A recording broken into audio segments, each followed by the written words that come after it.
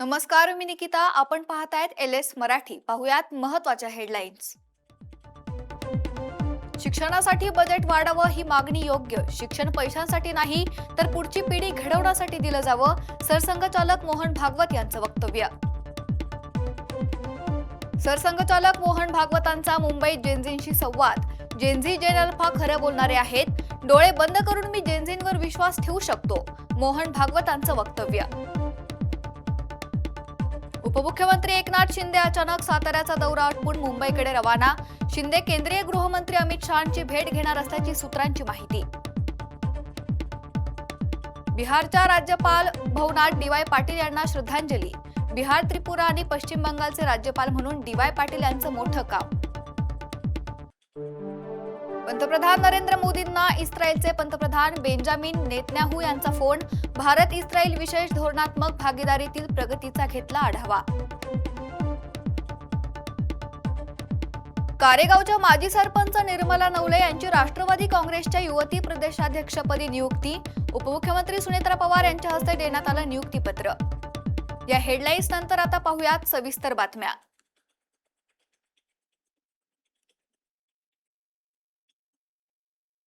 जरांगेंची गैरसमज दूर होतील असं शिंदेंनी म्हटलंय.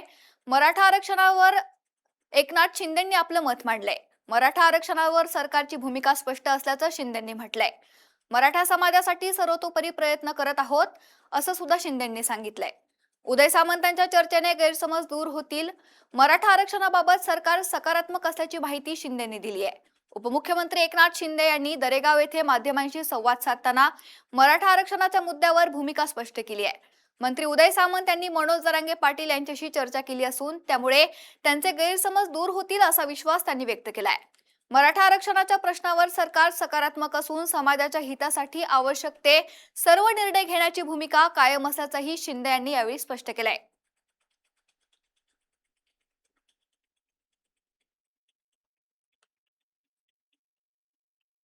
अहिल्यानगर जिल्हा पोलीस दलातर्फे आयोजित अंमली पदार्थ विरोधी जनजागृती रॅलीला उत्स्फूर्त प्रतिसाद मिळालाय. पंतप्रधान नरेंद्र मोदी यांच्या नशामुक्त भारत आणि मुख्यमंत्री देवेंद्र फडणवीस यांच्या आवाहनाला प्रतिसाद देत राज्यभरात सर्वात आधी अहिल्यानगर जिल्ह्यात या अभियानाची सुरुवात झाली आहे. पालकमंत्री राधाकृष्ण विखे पाटील आणि विधान परिषदेचे सभापती राम शिंदे यांनी या रॅलीचे उद्घाटन केले. यावेळी युवा पिढीला अंमली पदार्थांच्या विळख्यातून वाचवून आदर्श समाज घडवण्यासाठी ही मोहीम आवश्यक असल्याचं विधान त्यांनी केलंय. आपल्या देशाचे लाडके प्रधानमंत्री आदरणीय नरेंद्र मोदीजी त्यांनी नशामुक्त अभियान, नशामुक्त भारताचं एक मोठं अभियान सुरू केलेलं आहे.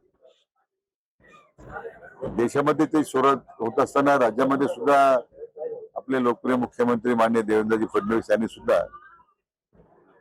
तशाच प्रकारचं अभियान आता राज्यभरामध्ये सुरू केलेलं आहे.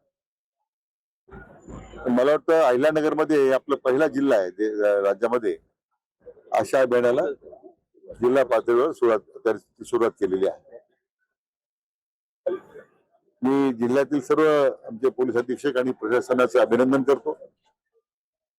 आणि आज नशामुक्त भारताची ही घोषणा जे अभियान आदरणीय प्रधानमंत्र्यांनी सुरू केलंय, आज काळाची पावलं ओळखून अंमली पदार्थाचा जो प्रचंड प्रमाणामध्ये त्याचा बाजार होतोय, त्याचं लोक व्यसनाच्या अधीन जातात, त्यातून आता त्यांना मुक्त करायचं, लोक जागृती करून अधिकाधिक लोकांनी याच्या व्यसनातून बाजूला राहावं, त्यासाठी मला वाटतं अभियानाचे निश्चितपणे त्याची उपयुक्तता ठरणार आहे. दुसऱ्या टप्प्यामध्ये आपल्या अहिल्यानगरच्या प्रत्येक महाविद्यालयामध्ये जाऊन, शाळेमध्ये जाऊन काउन्सिलर्स नेमून मला वाटतं त्यामध्ये सुद्धा काउन्सिलिंग करण्याचं काम जिल्ह्याच्या वतीने मी आता करण्याचा निर्णय आज केलेला आहे. त्याची सुद्धा सुरुवात मी आता लगेच करणार आहे. अहिल्यानगर जिल्हा पोलीस दलातर्फे आयोजित अंमली पदार्थ विरोधी जनजागृती रॅलीला उत्स्फूर्त प्रतिसाद मिळालाय. पंतप्रधान नरेंद्र मोदी यांच्या नशामुक्त भारत आणि मुख्यमंत्री देवेंद्र फडणवीस यांच्या आवाहनाला प्रतिसाद देत राज्यभरात सर्वात आधी अहिल्यानगर जिल्ह्यात या अभियानाची सुरुवात झाली. अहिल्यानगर पोलीस दलाच्या माध्यमातून अंमली पदार्थ विरोधी जनजागृती मोहीम याची सुरुवात झालेली आहे. देशाचे आदरणीय पंतप्रधान नरेंद्रजी मोदी, राज्याचे आदरणीय मुख्यमंत्री देवेंद्रजी फडणवीस साहेब यांनी आवाहन केलं. आव्हानाला अतिशय सकारात्मक प्रतिसाद देत राज्यातील सर्व राज्यात पहिल्यांदाच अहिल्यानगरमध्ये हे अभियान सुरू झालेले आहे. शेवटी समाज माध्यमामध्ये आणि समाजामध्ये एवढा सुळसुळाट या अंमली पदार्थाचा झालेला आहे की आम्ही सकाळी 7:30 वाजेपासून आम्ही ड्रग फ्री अहिल्यानगरचा कार्यक्रम घेतलेला होता पोलीस मुख्यालयामध्ये. त्या अनुषंगाने मोर दॅन 3000 स्टुडंट्स आणि मेन मुख्यतः पालक सभापती महोदय साहेब, पालकमंत्री साहेब, आमदार लोक आणि इतर डिपार्टमेंटच्या सर्व प्रमुख या कार्यक्रमाला हजर होऊन त्यांचा सक्सेस यशस्वी केलेल्या याबद्दल मी सर्वांना आभार मानतो. मुख्यतः या उपक्रमाचा मुख्य उद्देश माननीय पंतप्रधान श्री नरेंद्र मोदी साहेब आणि मुख्यमंत्री श्री देवेंद्र फडणवीस साहेबांनी जे सुरुवात केलेलं की नशामुक्त भारत, नशामुक्त महाराष्ट्र, तो त्यासाठी आम्ही आमच्यातर्फे असा कॉन्ट्रीब्युशन करत आहे की अहिल्यानगरला नशामुक्त करण्यासाठी ड्रग फ्री अहिल्यानगर म्हणून एक प्रोग्राम. महागाईमुळे यंदा गणेश मूर्तींच्या किमतीत 30% वाढ झाल्याची माहिती समोर आली आहे. गणेश मूर्ती निर्मिती अंतिम टप्प्यात आली असून महागाईची मोठी झळ या निर्मितीला बसतीये. पीओपी आणि रंग महागल्याने मूर्तिकार आर्थिक अडचणीत आल्याचंही समोर आलंय. परभणीत गणेश मूर्तींना राज्यभरातून वाढती मागणी. महागाईतही गणेशोत्सवासाठी मूर्तिकारांची जोरदार तयारी सुरू आहे. परभणीत गणपती महोत्सव अवघ्या काही दिवसावर आले असून शहरांमध्ये अनेक भागात श्री गणेशाच्या मूर्त्या घडवण्याचं काम चालू आहे. गणेश मूर्ती बनवल्या जात आहेत. सध्या महाराष्ट्रामध्ये प्रत्येक वस्तूचे दर वाढल्यामुळे त्यांच्या झळा यावर्षी गणेश महोत्सवाला लागणार आहेत. कलरचे दर तसेच पीओपीचे आणि इतर साहित्याचे दर वाढले असून त्यामुळे मूर्तिकार सध्या अडचणीत सापडल्याची माहिती आहे. याचाच आढावा घेतलाय आमचे प्रतिनिधी विष्णू साईगुंडे यांनी. मी सध्या परभणी शहरातील जुना पेडगाव रोड या ठिकाणी अयोध्या आर्ट या ठिकाणी आपण माझ्या पाठीमागे बघतोय. आता काही दिवसावरच गणेश महोत्सव येऊन टेपलेला आहे. 14 सप्टेंबर पासून गणेश महोत्सवाची सुरुवात होणार आहे. त्या अनुषंगाने आपण पाहतोय या ठिकाणी आता मूर्त्यांना शेवटचा हात देण्याचा काम चालू आहे. तर या ठिकाणी आपण पाहतोय ही पूर्ण मूर्ती आता घडलेली आहे. या अशा पद्धतीनं मूर्त्या ह्या घडलेल्या आहेत. आता शेवटचा कलरिंगचा हात चालू आहे. आपण यांना बोलूया.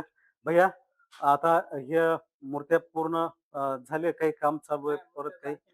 हा, तर सगळं काम बाकी. बर, आता किती दिवस लागतील आता पूर्ण व्हायला 10 तारखेत होते पुढच्या महिन्यामध्ये. आता ह्या मोठ्या मूर्त्याचं काम चालू आहे ना? मोठ्याचा आता महागाई वाढली. आता यावर्षी महागाई वाढली, पीओपी वाढले, कलर वाढले, सगळं मजुरी वाढली, सगळंच वाढले यावर्षी. हा. पीओपीचं वाढले रेट, सगळं वाढले यावर्षी. आपण आता कुठल्या पूर्वी मातीपासून आपण काही मूर्त्या वर्षापासून घडवल्या जात होत्या. मातीच्या मूर्त्या बनवत होत्या. आता पीओपी आल्यामुळे थोडं सोपं झालंय बनवणं. आता गणपतीच्या मोठ्या मूर्त्या, छोट्या मूर्त्या, 10 फुटी, 15 फुट्या सगळ्या पीओपी मध्ये बनत आहेत सोप्या पद्धतीने आपल्याकडे. आता हे पूर्ण जे आहे पर्यावरण पोषक मूर्त्या आहेत का? पर्यावरणाला काही धोका होत नाही, काही धोका. यानंतर बातमी आहे साताऱ्यामधून. साताऱ्यातील गोडुली देवस्थान ट्रस्टवर प्रशासक नेमण्याची मागणी आता केली जाते. जर ही मागणी मान्य झाली नाही तर 24 ऑगस्टला बोंबाबोंब आंदोलनाचा इशारा सुद्धा देण्यात आलाय. देवस्थान ट्रस्टमध्ये आर्थिक घोटाळ्याचे गंभीर आरोप करण्यात आलेले आहेत. देवस्थानच्या जमिनीत बेकायदेशीर व्यवहार झाल्याचा दावा सुद्धा केला जातोय.